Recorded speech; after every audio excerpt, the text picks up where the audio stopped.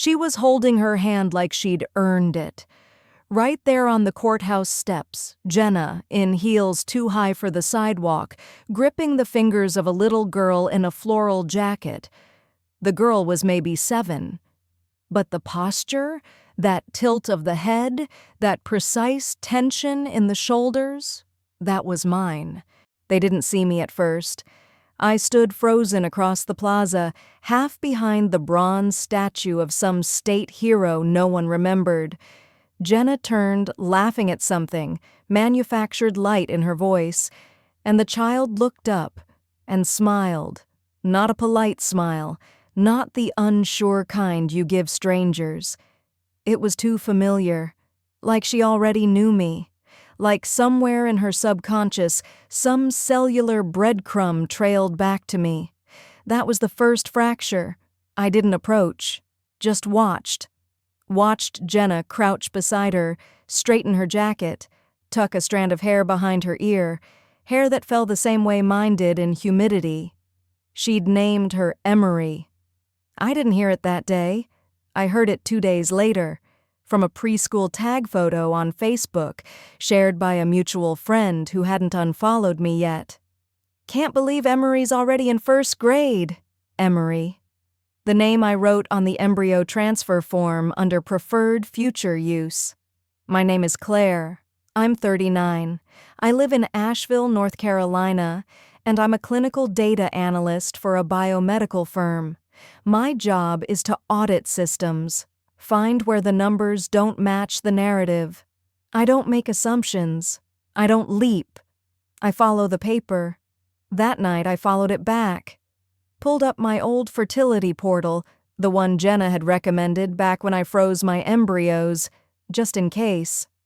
There it was, log ID 43872-B, transfer request, incomplete, status, discarded, timestamp, blank. That's not how it works.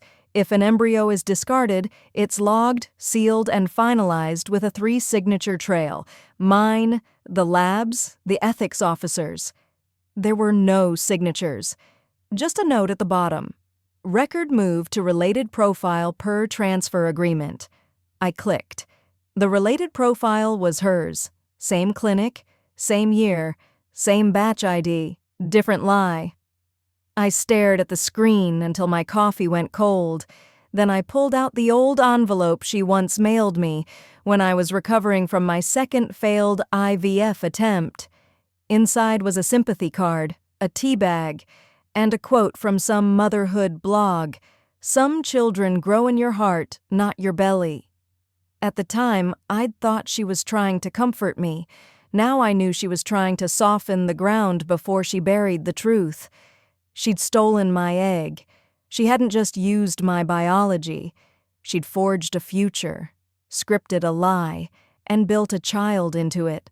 I thought about the girl's eyes again, the recognition, that unspoken tether.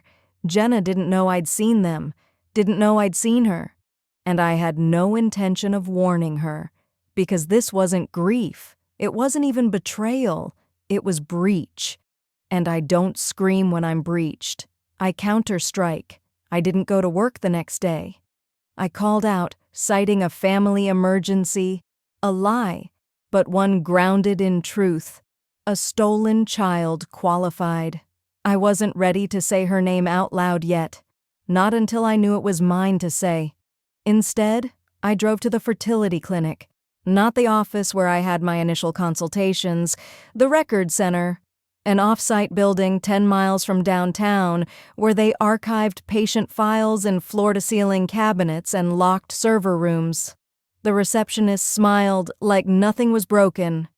"Hi there? Do you have an appointment?" "No," I said, calm. "But I need access to my historical transfer forms. Claire Emerson, ID ending in 972. She typed slowly, politely. "Those would have been from 2016? "Correct." "Okay, give me just a moment." She clicked, paused, clicked again, then she frowned. "I'm not seeing the full set here. Do you know if those were digital or—" They were digital. They should be time-stamped and sealed under consent agreement protocols. If they were moved, I'd like the chain of custody log. She blinked. Most patients don't talk like that. I do. After a long pause, she asked if I could wait. I said yes. 10 minutes later, a compliance officer named Mark took me to a side room. Blinds closed, fluorescent lights buzzing faintly. He offered me water. I declined. He brought up the file. There it was again. Log ID 43872-B. But this time, something new. A document I'd never seen before, an addendum dated 6 months after my last confirmed appointment, authorizing embryo transfer. Signature line, Claire Emerson. It wasn't my signature. It looked close. Too close. The curves were right. The pressure points matched. But the E in Emerson? I looped mine wide. This one pinched it. Ahamasit Vani. I looked at Mark. This was never approved, I said. He didn't argue, just nodded slowly. I'd like to open a fraud complaint, I continued. I also want the name of the attending physician who signed off on this transfer. That might take a few days to trace, he said carefully. Some of the archival logs are fragmented. I can wait. On the way out, I asked for a printed copy of the forged form. He hesitated. I'm not sure I'm allowed to. I'm not asking you to confirm it's forged, I said. I'm asking you to print a document already attached to my patient file. That made it legal. He printed it. I took it home and laid it next to an old birthday card Jenna had given me. Same year, similar pen pressure, matching angle on the capital J. Not perfect, but damning. I scanned them both, ran a forensic handwriting overlay. I didn't need it to be admissible, yet. I needed it to be conclusive. The match was 87%. Enough for leverage. The next step was custody data. I filed a quiet request through the state's family registry. I wanted to see if Jenna had formally listed herself as Emery's biological mother, or if she'd left it blank. 3 days later, I got a redacted birth certificate in the mail. Mother, Jenna Emerson.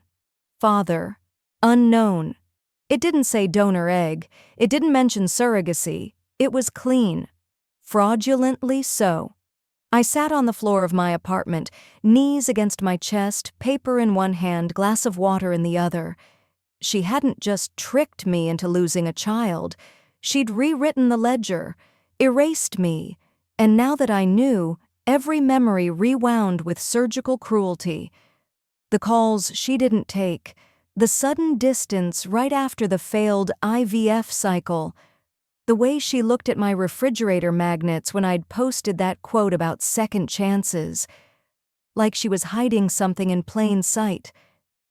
This wasn't just a betrayal, it was identity theft, and I wouldn't let it stand. I didn't cry. I documented, because if I was going to take her to court, I wouldn't argue feelings. I'd argue facts. I hired a family law attorney the same week I confirmed the forgery. Her name was Dara Lewis. Mid-40s, sharp-eyed, always dressed like she had 2 depositions and no time for pleasantries. When I walked into her office with a binder labeled Emerson custody violation, she didn't ask for the backstory. She flipped it open, scanned the first page, and said, "This isn't a custody suit. It's identity fraud with reproductive consequence." I nodded. "Can we win?"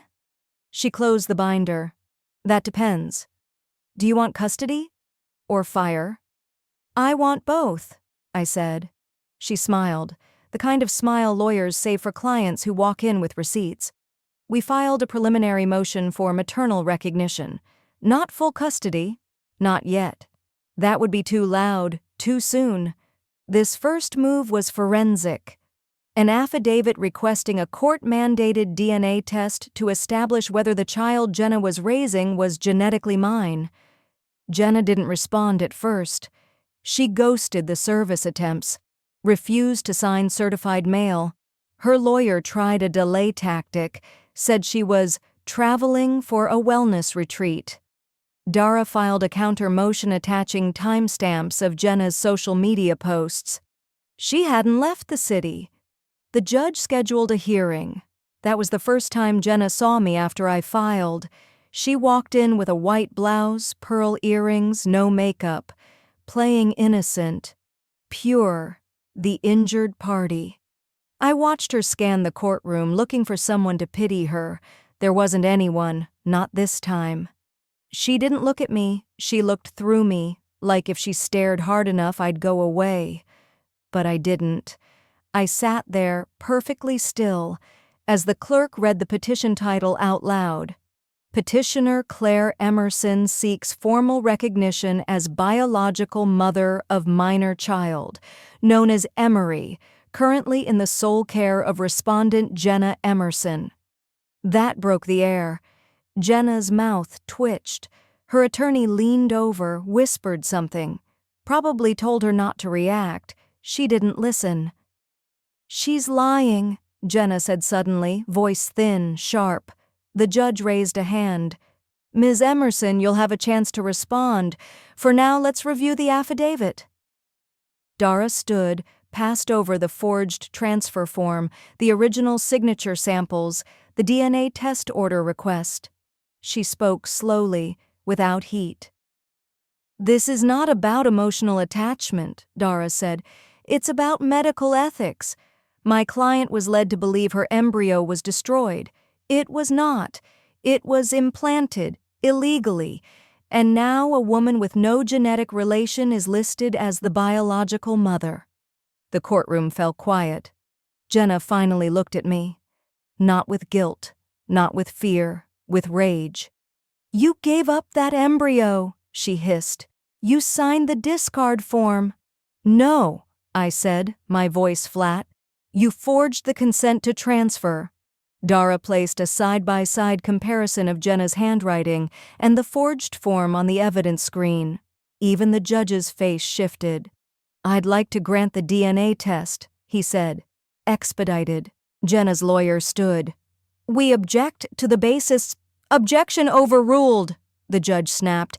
"The evidence is credible. The child's welfare is paramount." We left the courtroom without speaking, but in the hallway, Jenna followed me. "You're going to destroy her life," she said. I didn't stop walking. "You already did." "She doesn't know you. She knows me. Because you stole the choice." "She's mine," she spat. "No," I said, turning. "She's ours, but only one of us lied to get there." That shut her up. 3 weeks later, the DNA results came back. 99.997% match. Maternal line, Claire Emerson. And in that moment, I wasn't just a name on a file. I was a mother. Not because I had held her, not because I had fed her, because no one could erase that fact anymore. Not Jenna, not the courts, not a lie in a clinic's basement. Jenna called me the next morning. Blocked number, midday. I let it ring twice before answering, just long enough for her to feel the hesitation. "I want to talk," she said. "You already did," I replied. "In court." "Not like that," she snapped. "You ambushed me. You humiliated me." There was that word again. Me. Not the child. Not Emery. Just Jenna, always the centerpiece of her own chaos. "I'll meet you," I said. "Public place, 1 hour, text me a location." She sent a name. Lark Cafe. Neutral, crowded, cameras, good. When I arrived, she was already seated, sunglasses on, posture tense. Her coffee sat untouched, lipstick stain rimmed on the edge like she wanted to remind me she still had control of appearances. I sat across from her without a word. "You're really going to take her?" she asked. "That depends," I said, "on how much of this you're still willing to lie about." She blinked, lips parting slightly. "You don't understand how hard it was." I didn't flinch. "Start with the forgery, then explain the silence." "She was mine," she whispered. The moment I saw that second line on the test, I knew she was mine. Even if she wasn't biologically, I carried her. I gave birth. You stole the embryo. She flinched like I'd slapped her. Good. You want sympathy, I said. But I don't offer that. I offer consequences. Choose wisely. She leaned forward, fingers curling around the mug. If you take her from me, she'll be traumatized. You did that, I said coldly, when you chose fraud over family. I loved her, she said again, quieter now. Still do. I don't doubt that, I replied. But love without truth isn't parenthood, it's possession. That silenced her. I slid a folder across the table. Settlement terms. I had drafted them the night before with Dara. Clear language, shared custody under supervised review, weekly therapy for Emery, Jenna's formal admission of consent fraud, no criminal charges if she signed. This is your shield, I told her. The only one you'll get. She didn't open the folder. Instead, she asked, "What if I don't sign?" I stood. Then I go public, not with anger, with documentation. You wouldn't, she said, almost a laugh. I would, I said, and I will. This isn't about vengeance, it's about clarity. You forged my motherhood, I'm reclaiming it. She didn't follow me out. The next day, her attorney called. She'd sig. Can I draw her two moms in my book? The counselor looked at me. I nodded. And for the first time in years, I didn't feel erased. The courtroom wasn't dramatic. It was fluorescent. Ned. The agreement was filed within 48 hours. A court counselor was assigned. The first shared meeting with Emery was scheduled for 2 weeks out. I didn't sleep much that week. I prepared, studied the custody laws, reviewed parental reinstatement cases, watched interviews with children reunited with birth parents after deception. I didn't want to walk into that room holding emotion. I wanted to walk in holding facts. When the day came, Emery sat on the couch beside a licensed therapist, holding a stuffed owl. She didn't recognize me. I didn't expect her to. She looked up as I entered, cautious, quiet, eyes too wise for her age.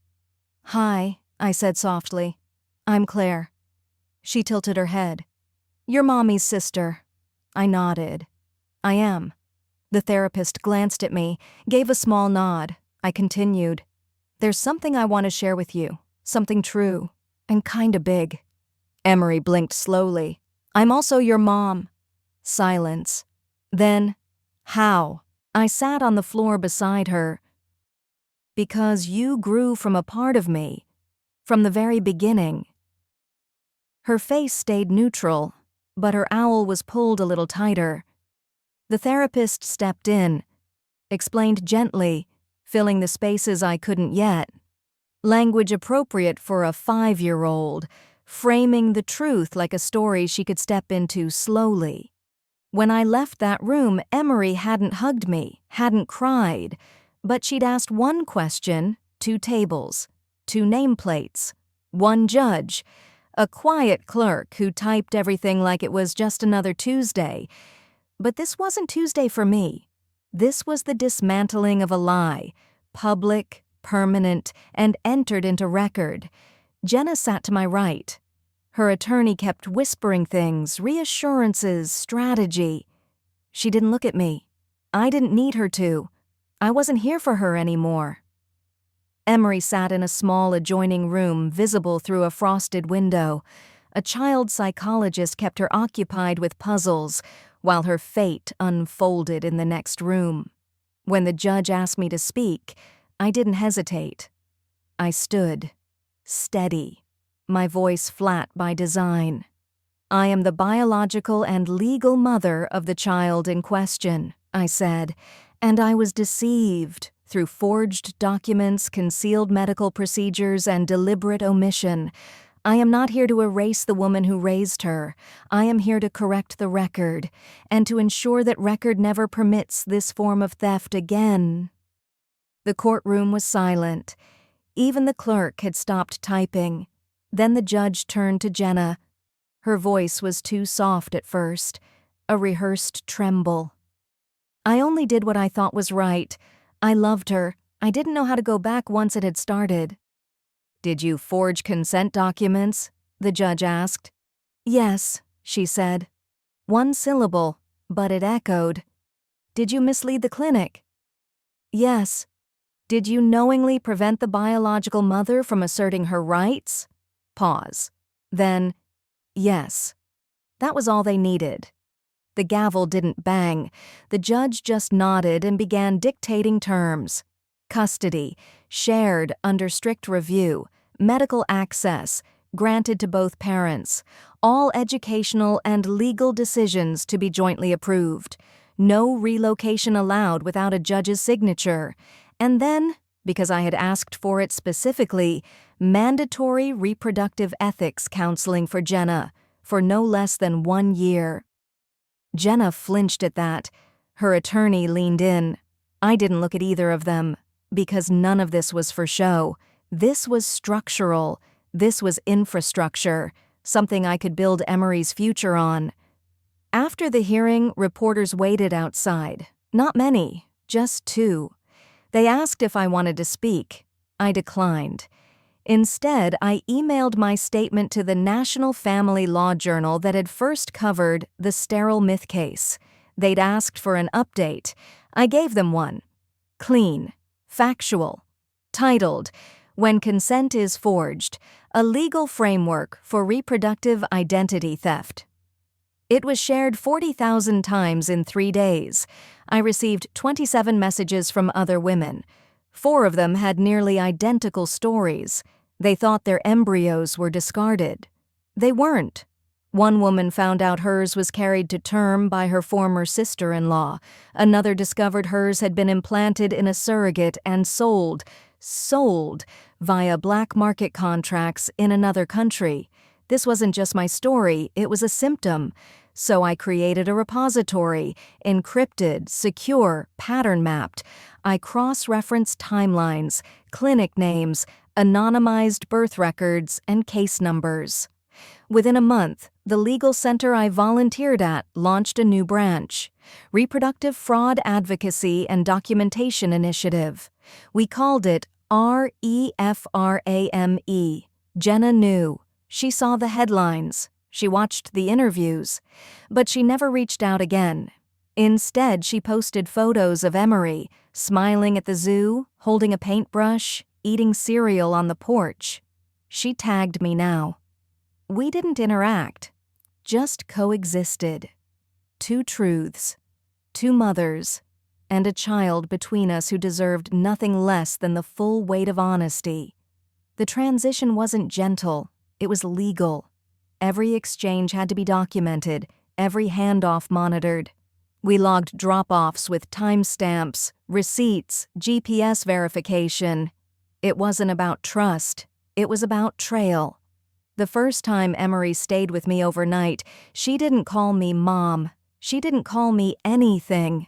She explored my apartment like a polite guest, touching the edges of furniture, scanning the fridge magnets, asking if the couch folded into a bed.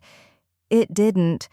Her room was already made, soft sheets, stuffed animals chosen by someone else, still wrapped in tags. I didn't force anything. No big talks, no confessions, just stability, quiet, predictability. At bedtime, she looked at me from the doorway. "Do you know the story about the tiger and the jar of stars?" I didn't. I said so she told it. From memory. A story Jenna had made up. Her voice didn't shake. Her loyalty was still divided. I let it be. She fell asleep mid-sentence, curled, cautious, like she wasn't sure how permanent this new bed was. I didn't touch her. I just turned off the light. The second overnight was easier. The third, smoother. By the 5th, she asked if I had more stories. I said I could make one up. She asked, "Will it be about me?" I nodded. Of course. And I told her one. Not about custody or courtrooms. about a girl who was born from light and kept in a forest by accident, until the wind whispered her name and she remembered where she came from. She didn't understand all of it, but she smiled. And for the first time, I saw her eyes soften in my direction. The system wasn't fast. The mandatory counseling dragged on. Jenna missed a session, claimed scheduling. The judge didn't accept it, added a month. I didn't complain, because slow meant visible, traceable, real. During that time, Reframe expanded. We began collaborating with bioethics departments, family law clinics, whistleblower networks. Patterns emerged of unreported embryo swaps, of coerced insemination, of surrogacy without informed medical consent. It wasn't isolated, it was systemic. I presented one case study at a private conference, mine. The room was silent, and then questions, dozens, from lawyers, doctors, policy writers, people who hadn't believed it happened until it stared at them from a courtroom transcript. One professor approached me after. "You could write the statute," she said. I already had a draft. It was called the Laurel Provision, a clause for federal reproductive law that demanded cross-institutional consent verification, mandatory third-party oversight for all embryo transfers, and criminal charges for forged fertility documentation. It didn't pass that year, but it circulated. The next hearing brought more attention. The one after that, more signatures. And the next, a congressional sponsor. Meanwhile, Emory grew. She asked more questions, got more answers. Not all at once, just one layer at a time, like peeling varnish off old wood, slow, careful, not to splinter what lay underneath. She didn't call me Mom, but one evening she called me mine. That was enough. It ended the way truth usually does, not with applause but with documentation. Jenna filed a final motion, relinquishment of primary custody. No fight, no apology. Just 2 pages and a digital signature submitted quietly on a Tuesday. The court stamped it without ceremony. The counselor called it the cleanest close she'd seen in years. I didn't celebrate. I archived the judgment, one more entry in a system I had built not to punish but to remember. That same month, Reframe released its first annual report, 39 verified cases of fertility deception, 12 legal interventions, 5 new policy proposals on state ballots. None of them carried my name. I didn't need credit. I needed impact. Emory came home from school one day with a form, Family Day project. "Draw your roots." She handed it to me with a half smile, unsure if it would sting. I took it. "Want help?" She nodded. We used pencil. No labels, just shapes. A house on one side, a fox on the other. In the middle, a tree that split at the base but leaned toward the same sun. She said it was our secret language. I let her keep that belief, because not all truth needs to be sharp. Some of it just needs to be real. That night she asked if I'd ever lie to her. I said no, then corrected myself. I'll never lie to protect myself. If I ever soften the truth, it will only be to protect you, until you're ready. She stared at me for a long time. Then, "Is that what she did?" I didn't answer, because she already knew. Some nights, she still called Jenna. I didn't stop her. I didn't comment, because control was never the goal. Clarity was, and clarity requires silence, not reaction. One weekend, Emory asked if she could change her middle name. I asked what to. She said, "Laurel." I told her we'd wait a year, let her grow into the choice, let the meaning settle. She agreed. No tantrum, no pressure, just calm determination. The way survival passes itself forward. I stored every legal file, every affidavit, every clinic letter, encrypted, secured, filed under one master folder, recovered authority. I never shared it publicly, Because public isn't always power. Power is knowing. Power is proving. Power is being able to say, I was stolen from, I was manipulated, and I took it back. Not by shouting, but by building bridges they can't collapse. When people ask now what I do, I don't say behavioral data. I say I teach system literacy. When they ask what that means, I say, I show women how to track the codes others write beneath their lives and how to rewrite them. Emery's favorite bedtime story now isn't about tigers or stars. It's about a girl with a hidden name who finds it carved into the wall of a place no one thought to look. And when she reads it, it doesn't make her cry. It makes her strong. Because the real ending isn't vengeance. It's recovery. And I recovered everything they tried to take.